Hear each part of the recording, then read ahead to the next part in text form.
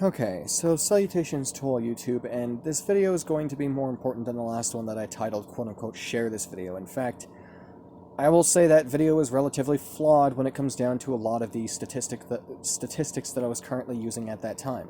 I believed so hard they were true, I did get emotional and I got attached, which still led into my same point where people still lead themselves down a hypocritical road of doing the same thing that they're against, which is exactly what I just did, which is a prime example of what I'm against. However, now that I've spotted myself out with that, I'm okay with mentioning it because it's something I accidentally didn't even realize I was doing, and you know what?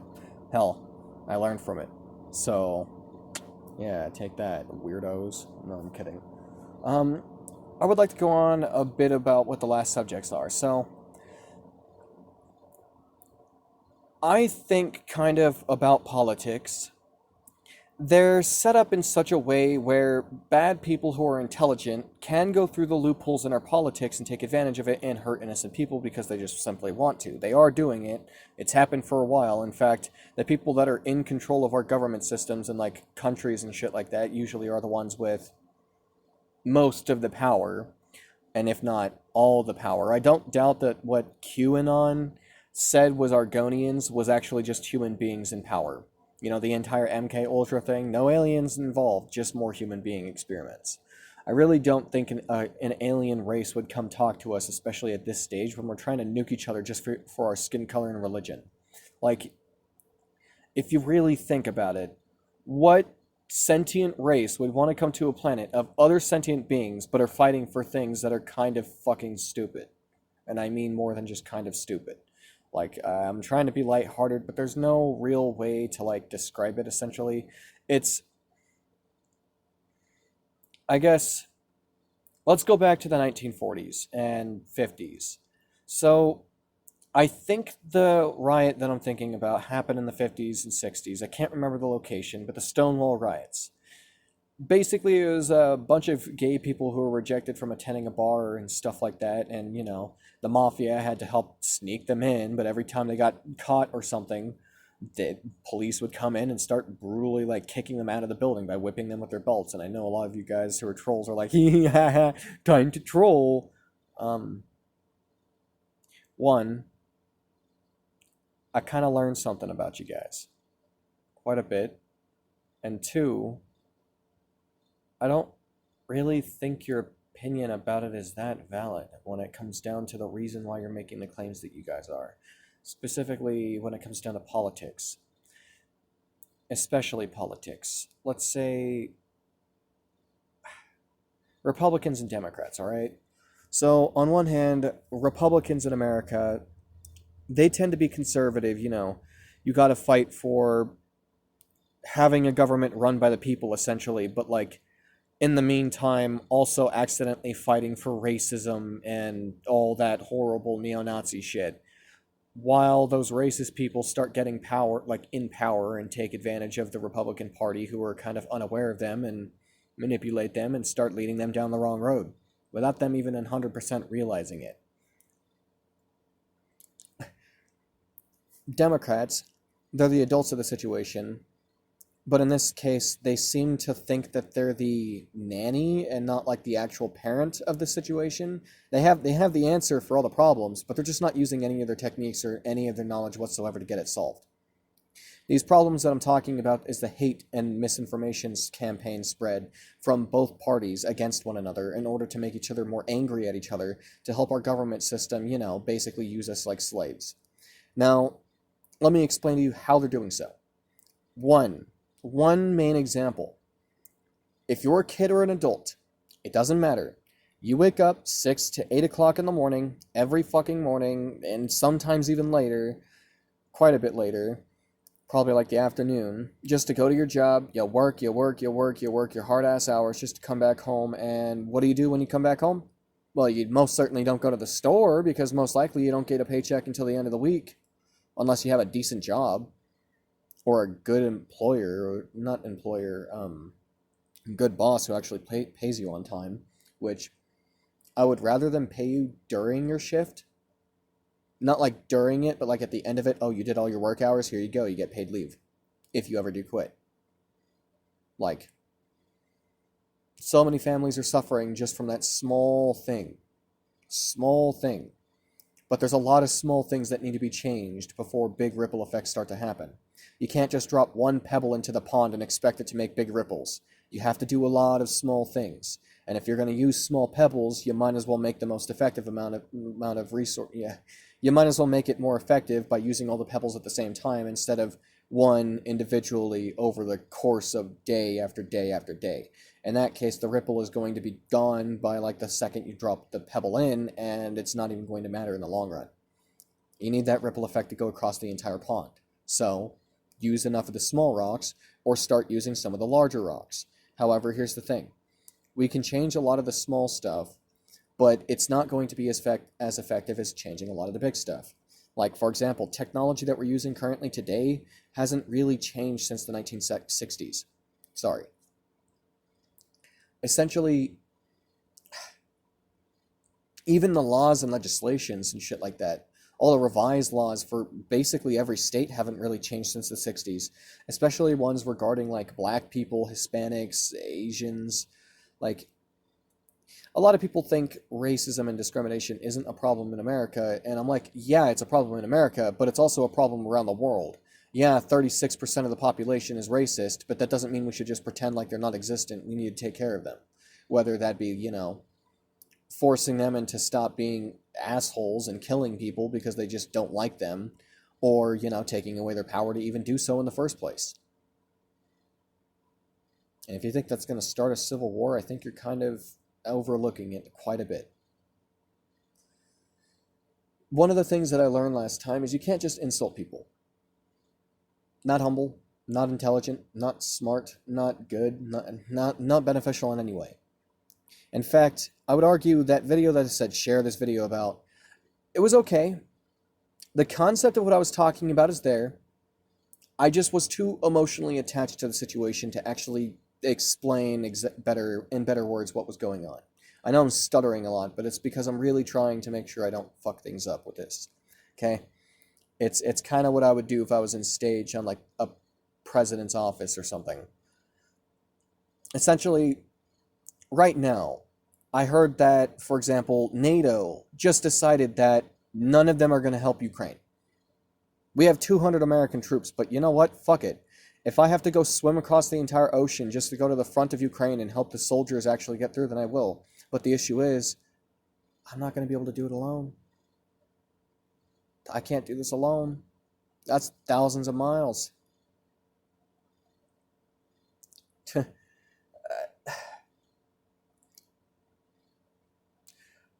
I would like to show you something.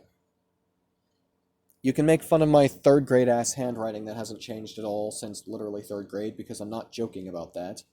But within the actual project, overlook my dumbass handwriting and my kind of terrible art skills, and take a look at these papers. So, we'll start off on what's called the Leviathan Tiger 8. This is the gun for it. Terrible art, I know. It's not exactly the best, but it's just a quick reference sheet. So, 30 millimeter recoilless rifle, 5.56 basic LMG. This is a dual 20 millimeter MG. It's kind of the same one that's on top of the Tortoise tank. It has a 50 caliber Browning machine gun directly in the center, smoke screen flares in the front. These are not smoke screen flares. They're a mix of that and chaffee that would be on helicopters in order to help distract heat-seeking missiles and anti-tank guided missiles, so that way, you can get the fuck out of a situation quickly, because the flash that's intended to come out of these things is large enough to blind somebody. This cannon mount right here in the middle commander hatch, you're supposed to have 4 different attachments. You're supposed to have the 30 millimeter, the tow missile, and a heavy MG, which I think is 12.7 millimeter. Kind of like the Russian one that they have on top of their gun, except more Russian, or more German-American in this case. This is what I would call the KPZ A8A1. That is the actual name for this vehicle, because it is a mix between the KPZ-70, A8 Tiger from Battlefield 4, and the A1. A1 Abrams. The vehicle has 12 guns total. This is a 183 millimeter dual charged howitzer.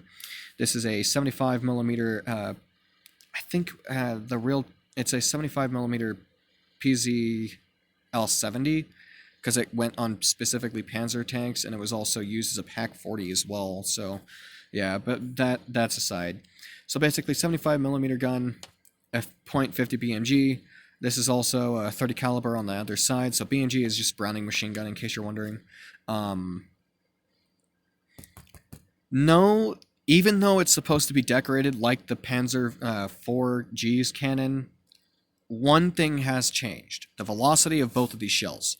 So part of the reason why this is dual charged is because it's using the same type of charge as the KV-2, but like thicker, a lot thicker. Because you know, you need that to be able to power this beast of a gun. Now, if any of you guys are familiar with the FV4005, that's basically what this gun is, with basically the Abrams like, I can't remember what that is, a gas compensator? I can't remember. And then I've got a Grill 18 barrel at the end of it, so that way it's a flash compensator. If you notice this little thing right here, this little bump, that's there so that way the gun can actually aim up and down, because if you look here, I know it's hard to notice, but the gun drives are supposed to aim separately. Your left 75 millimeter with the 50 caliber BMG is supposed to be able to aim up, down, and left and right apart from the main cannon, while the main cannon is staying fixed. The main cannon is the 183 howitzer, which has multiple rounds. So basically, unlike this Abrams here, you have the main gun, but let's say that's the 183. It's off to the right of the gun, and it would have another one. Yeah, the 183 can aim up and down, but the 75 millimeter can even aim left and right no matter where you're looking. So let's say you have one target dead ahead of you. Let's say it's that cup right there, right? Let's say the Skittles is where you need to shoot your next target, but let's say you need to also focus on this target. So you have your 183, now you have your 75 millimeter. So your guy would aim, and he would start aiming up, you would fire, and your guy with the 183 would actually fire directly at the cup, and then you would have your reload time while you keep firing with the 75mm at this target, along with your 30mm on the top, the dual 20 millimeters, and the actual 50 caliber BMGs and other machine gun equipment attached to the vehicle. So this is a medium battle tank, but it's also a heavy tank. So it's an HMBT instead of just an MBT, which is an interesting class of vehicle. Now, I know this is kind of off topic compared to what I was just talking about, but it is still relative to what I was saying. Here's the actual design prototype. So, anybody familiar with tanks knows a lot about what I'm talking about. If you notice this side panel, it's the exact same type of side panel from the T-44-100, but I made it 100 millimeters. And if you know what the A8 Tiger is, I stuck the triangular panels on it, made them 100 millimeters each, which is more effective because these are triangular, which means their armor is a lot more thick. And, well, fortunately for me, because of the way that I decided to angle them, you can't have them flat triangles like that one is. Okay, camera focus, you're going to do your job here. Yeah, you can't have them just straight up triangles like that. You have to have them sloped and angled. And also, I've got an explosive reactive, a 15 millimeter explosive reactive thing here. So that way I can, you know, get shot, have the bullet explode without doing any damage to the people inside, because this is only 4-man crewed.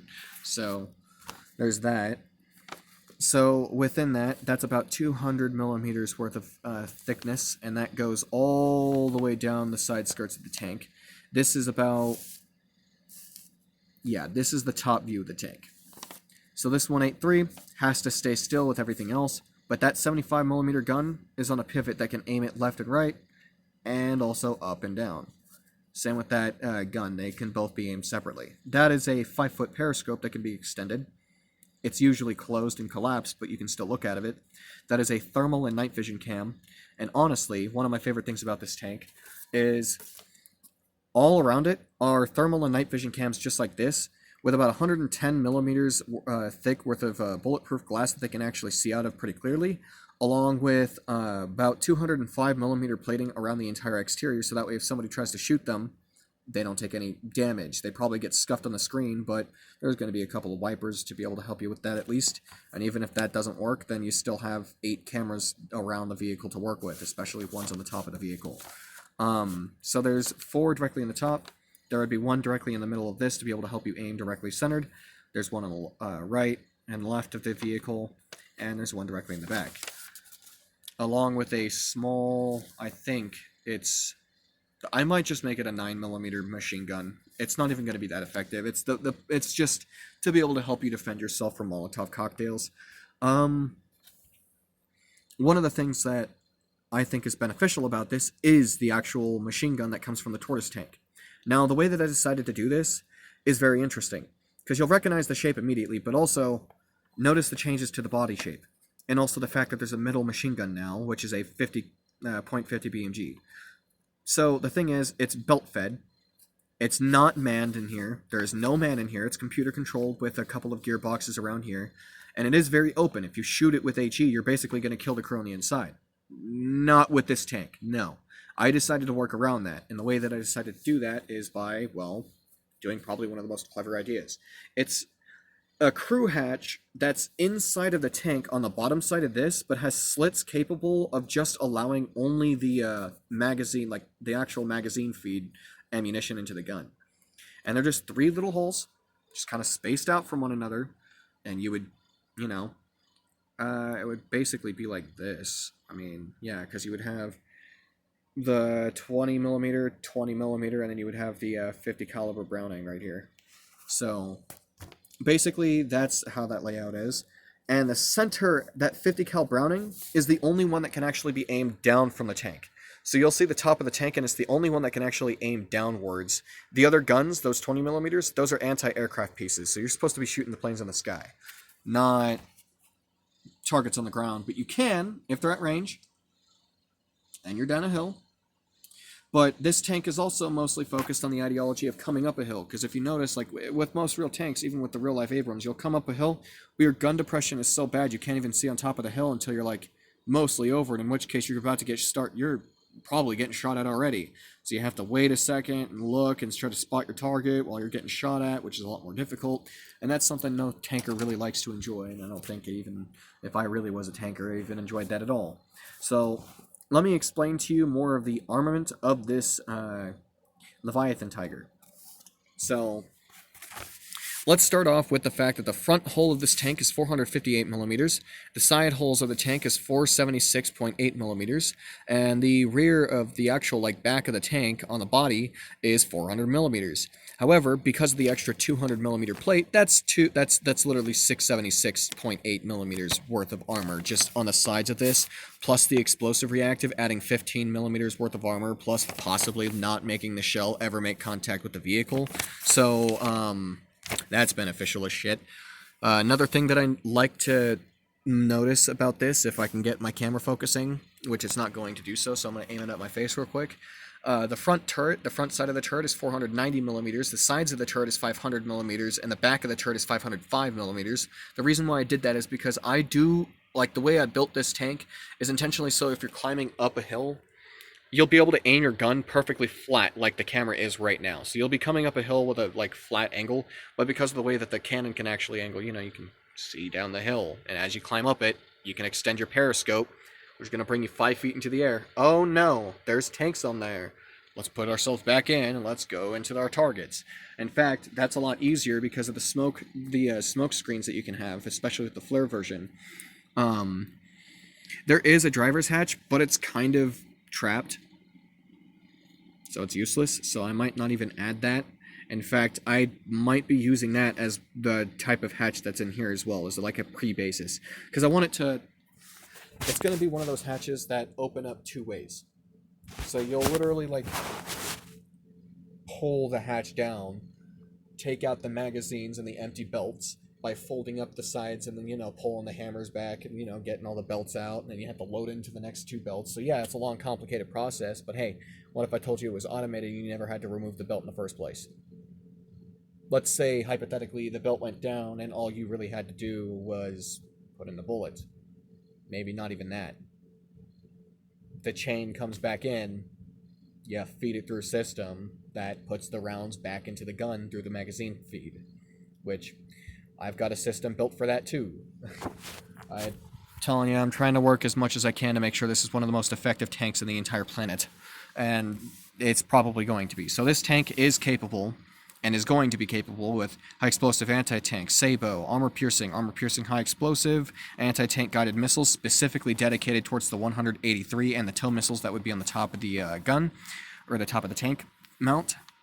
There will be high explosive ammunition, especially for the 183mm howitzer, and there will be armor-piercing composite rigid for the howitzer specifically, and APCR and APCBC, which is capped ballistic,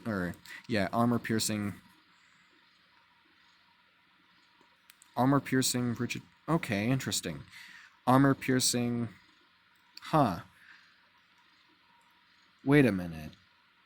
Interesting. So this is the other side of my paper. It gives you a little bit more about detail specifically into the gun and why it was created and stuff like that.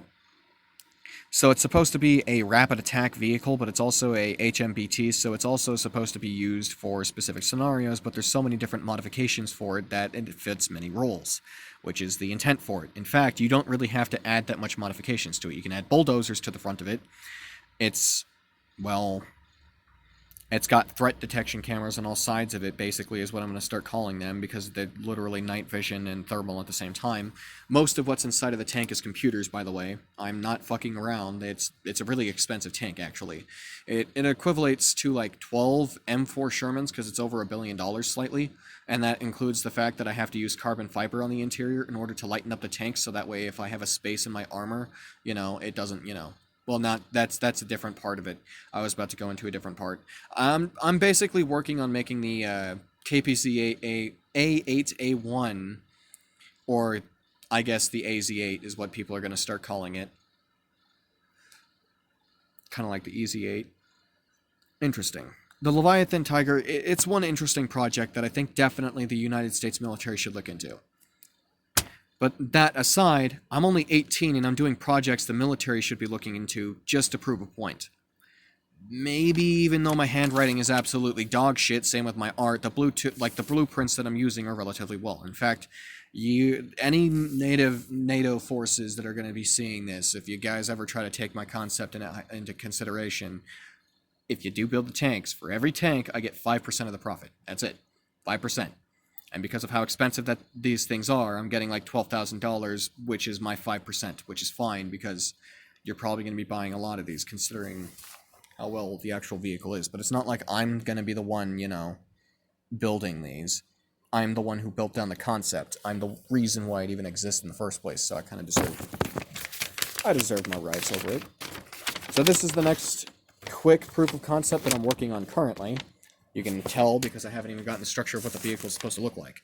So it'll have the same turret as the Leviathan Tiger, but the difference is this is called the Spider Leviathan because the recoil of the actual 183 is so severe that the Centauro body that's supposed to be holding the cannon is going to rock back and basically lift on its butt cheeks and literally stare straight up at the sky. So let's not have that happen by planting basically a leg in all three sides of where, you're going to be aiming. So you can aim your cannon that way without tipping, all the way forward without tipping, all the way back without tipping, and vice versa.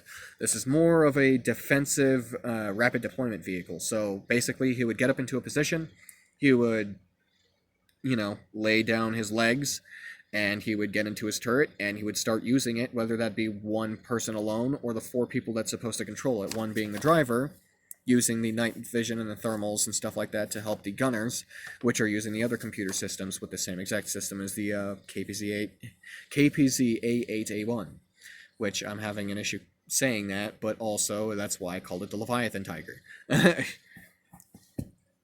Now this is obviously rough draft, terrible handwriting, but it still is a proof of concept, so... And also, I think I messed that up a little bit because I do that sometimes. But it's fine, because honestly, that at least taught me something. But, one last thing is, the at least for this, there's only one more mount to this thing. And it's the same 76mm howitzer that's on the T-35, but it's extended. The Russian T-35 from early World War II. This boy right here, the name of it. So, if you don't know what it is, look up a picture of it. It's the same thing as the T-28. Not the American super heavy, but the Russian little thing with multiple machine guns on the front of it. So basically, it's got the same gun, but it's long barreled and it's got more of an explosive, an explosive charge within the shell to be able to launch the shell at a higher velocity, so that way you can actually hit your target quicker. And again, it's meant for anti-infantry purposes, since that's what most of these tanks are focused on. Anti-infantry and anti-tank at the same time, but they have an anti-aircraft benefit in case if it's ever needed, along with anti-aircraft defense. It's stuff our military doesn't really consider because they think it's overcomplicating the process, but really, if it's all done by computer and you're willing to spend the thousands of dollars for something that's actually effective, then this is probably one of the tank models you should go for. The only issue I'm having is I can't make the tracks wide enough to be able to not sink in mud. Mathematically, it doesn't match up because the tank is way too heavy. It's very close to the same weight as a mouse. In fact, it might be a little bit heavier.